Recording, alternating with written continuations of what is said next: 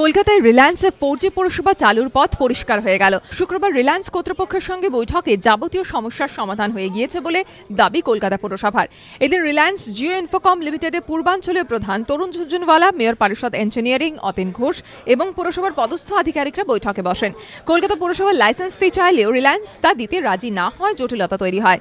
শেষ পর্যন্ত পুরসভা সিদ্ধান্ত নিয়েছে এয়ারটেল এবং রিলায়েন্স দুই সংস্থার কাছ থেকে প্রতীকী হিসেবে 1 টাকা লাইসেন্স ফি নিয়ে তাদের 4G পরিষেবা চালুর অনুমতি দেওয়া হবে। পুর কর্তৃপক্ষের দাবি, রিলায়েন্স কর্তৃপক্ষ প্রথমে একাধিক কর দিতে রাজি না হলেও এদিনের বৈঠকে তাদের সম্মতি দিয়েছে তারা। এছাড়াও রাস্তায় অপটিক্যাল ফাইবার বসানোর ক্ষেত্রে সংশ্লিষ্ট জায়গার মেরামতি নিয়েও পুরসভার শর্ত রিলায়েন্স মেনে নিয়েছে বলে দাবি করা হয়েছে। আজকে মোটামুটিভাবে একটা আমরা অ্যামিকেবলি সেটেলমেন্টে আসতে পেরেছি।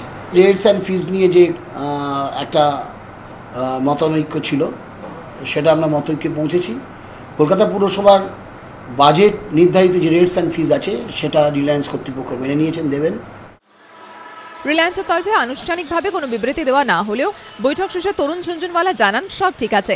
সোমবার পুরসভার আইন দপ্তরের সঙ্গে বৈঠকে বসবে রিলায়েন্স কর্তৃপক্ষ। বুধবার লাইসেন্সের বিষয়টি চূড়ান্ত হবে এবং শুক্রবার মেয়র পরিষদের বৈঠকে চুক্তিকে চূড়ান্ত ছাড়পত্র দেওয়া হবে বলে পুরসভার তরফে জানানো হয়েছে।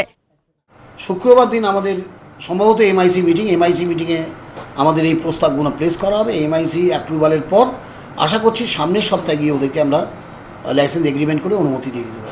শহরে 4G পরিষেবা চালুর বিষয়ে এয়ারটেল কর্তৃপক্ষের সঙ্গেও আলোচনা চূড়ান্ত হয়ে গিয়েছে পুর কর্তৃপক্ষের। তবে তাৎপর্যপূর্ণ বিষয় হলো রিলায়েন্স কর্তৃপক্ষের সঙ্গে এদিনের বৈঠকে হাজির ছিলেন না মেয়র।